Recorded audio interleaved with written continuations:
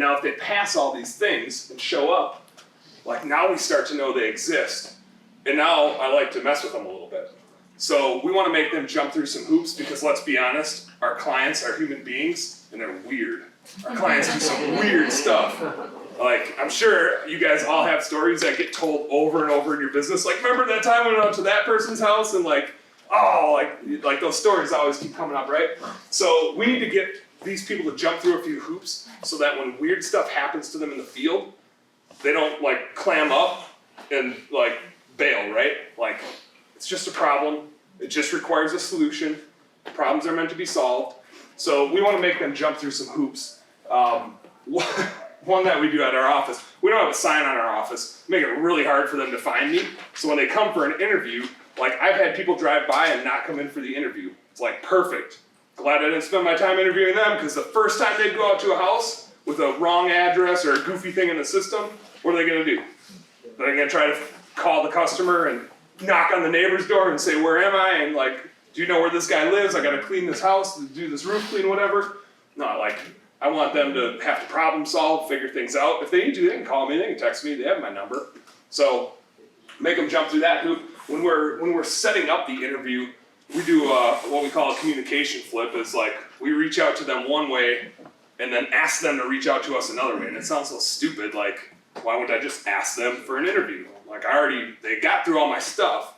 I already know I want to hire them. And I'll be honest, like sometimes I shortcut that one if we're really desperate. Like I just need some people. I'll get them in and vet them out like human to human.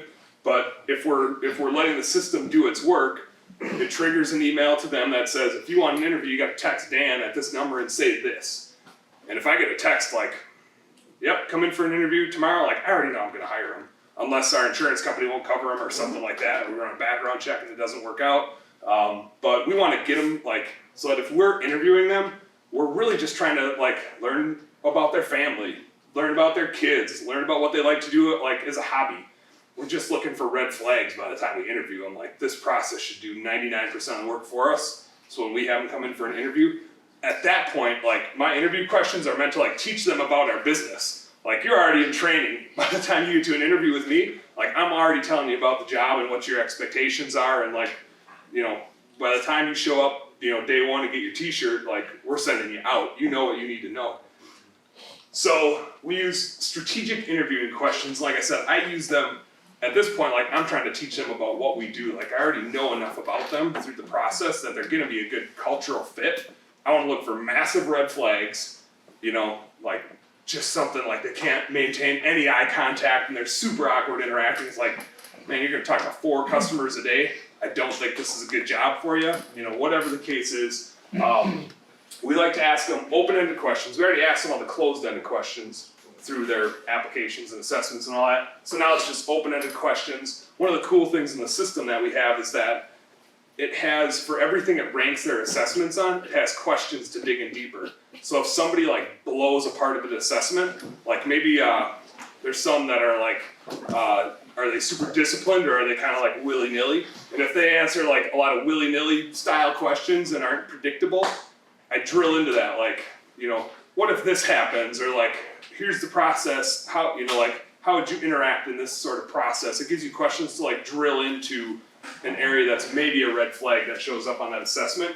We also like to catch them off guard in an interview. Again, kind of as like a teaching thing, like, hey, you're gonna run into people out in the field, like, Miss Jones might be like naked in her shower, and you go up and clean her window and like, whoa, like, and now you gotta go ask her for a check 10 minutes later. So like, how are you gonna do, right? So we ask them to rate their luck on a scale of 1 to 10, and that's always funny. You get like random answers. The best ones are, I don't believe in luck. Like, I believe that like what goes around comes around, right? Which is perfect, because I don't want somebody that gets a flat tire and just says like, I guess I'm just unlucky. It's like, no, you weren't maintaining your vehicle properly. Like, that's your fault. Or, yeah, flat tires happen, whatever. Just solve it. Like, I don't want you to blame anything. I just want you to solve it. Go figure it out. Yeah. Is there a way to get copies of these slides? Yeah. We'll get them out. Thank you. I also like to have them tell me a joke, which I like, and I've got some dirty jokes. And then, like, once we do hire them, I always remind them of their joke later on. Like, you know, it becomes a recurring joke, and they're like embarrassed by it. There's nothing. It's like embarrassing your kids, right? There's nothing better.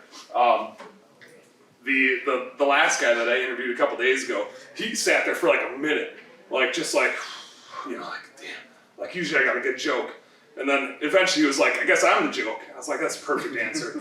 but the point is like they're gonna run into weird stuff, right? You just need to be able to think on their feet. And so how do they react to something they were totally unprepared for? Nobody's ready to answer that question in an interview. How do they think? How do they interact? Can they like have a smile on their face? Or is there a red flag? They're not going to be able to interact with their client when something weird happens, like Mrs. Jones is walking around naked in the house. We also really focus on our biggest pain point, which for us is just attendance, right? Like I said, I can get people to clean a window. Can't get them to show up all the time. My first 3 questions are, like, what would your former employers say about your attendance? What 2 or 3 things could happen in the morning that would maybe like throw off your day, and how are you still gonna make it to work on time?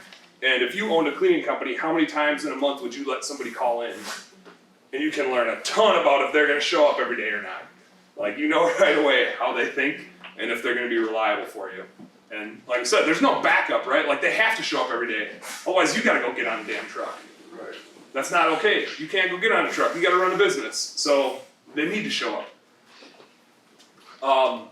This part I really like, and I think I have a soft spot for this part of the system because of what I went through when I started our home cleaning business with like doing paperwork with people that had illegible handwriting.